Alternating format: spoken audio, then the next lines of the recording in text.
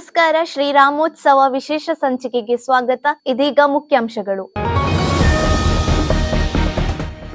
ವಿವೇಕಾನಂದ ಸ್ವಾಯತ್ತ ಮಹಾವಿದ್ಯಾಲಯದಲ್ಲಿ ನಡೆಯಿತು ಶ್ರೀರಾಮೋತ್ಸವದ 4ನೇ ದಿನದ ಕಾರ್ಯಕ್ರಮ. ವಿವೇಕಾನಂದ ಮಹಾವಿದ್ಯಾಲಯದಲ್ಲಿ ವಿಜ್ಞಾನ ಸಂಘ ಹಾಗೂ ರೆಡ್ ಕ್ರಾಸ್ ಇದರ ಆಶ್ರಯದಲ್ಲಿ ನಡೆದ ಸೀತಾರಾಮ ಸ್ಮರಣಿ ಎಂಬ ವಿಶೇಷ ಉಪನ್ಯಾಸವನ್ನು ಸಂಸ್ಕೃತ ವಿಭಾಗದ ಮುಖ್ಯಸ್ಥ ಡಾಕ್ಟರ್ ಶ್ರೀಶಾ ಕುಮಾರ್ ಎಂಕೆ ನೀಡಿದರು. ಸಹಜವಾಗಿ ವಿಶ್ವಾಮಿತ್ರ ಈ ಮಾತನ್ನೇ ಹೇಳ್ತಾನೆ. ಹೇ ಕೌಸಲ್ಯ ಸುಪ್ರಜಾ, ಕೌಸಲ್ಯೆಯ ಶ್ರೇಷ್ಠನಾದ ಮಗನೇ, ಪೂರ್ವ ಸಂಧ್ಯಾ ಪ್ರವರ್ತತೆ, ಗುಡ್ ಮಾರ್ನಿಂಗ್ ಆಗ್ತಾ ಇದೆ. ತುಂಬ ಚಂದದ ಬೆಳಕು, ಸೂರ್ಯ ಮೇಲೆದ್ದು ಬರ್ತಾ ಇದ್ದಾನೆ.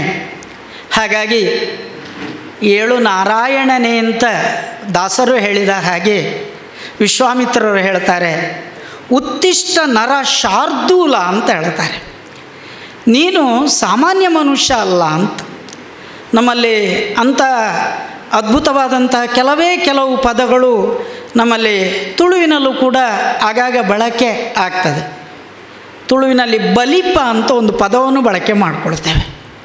ಬಲಿಪ ಅಂದರೆ ಹೆಬ್ಬುಲಿ ಅಂತ ಅರ್ಥ. ಆಲೋಚನೆ ಮಾಡಿ, ಉತ್ತಿಷ್ಟ ನರಶಾರ್ದೂಲ ಕರ್ತವ್ಯಂ ದೈವಮಾಕ್ನಿಕಂ. ಈಗ ನೀನು ಮಾಡಬೇಕಾದ ತುಂಬ ಕೆಲಸ ಇದೆ. ಆ ಕೆಲಸವನ್ನು ಮಾಡುವುದಕ್ಕೋಸ್ಕರ ಉತ್ತಿಷ್ಟ ಅಂತ ವಿಶ್ವಾಮಿತ್ರರು ರಾಮನಿಗೆ ಹೇಳುತ್ತಾರೆ.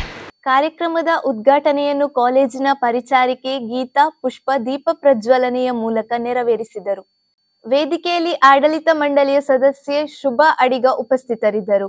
ಕಾರ್ಯಕ್ರಮದಲ್ಲಿ ಸಂಚಾಲಕ ಮುರಳೀಕೃಷ್ಣ ಕೆಎನ್, ಕಾಲೇಜಿನ ವಿಶೇಷ ಅಧಿಕಾರಿ ಮತ್ತು ಇತಿಹಾಸ ವಿಭಾಗದ ಮುಖ್ಯಸ್ಥ ಡಾಕ್ಟರ್ ಶ್ರೀಧರ್ ನಾಯಕ್, ಬೋಧಕೇತರ ವೃಂದದವರು ಉಪಸ್ಥಿತರಿದ್ದರು. ಇದಿಷ್ಟು ಈ ದಿನದ ವಿಶೇಷ.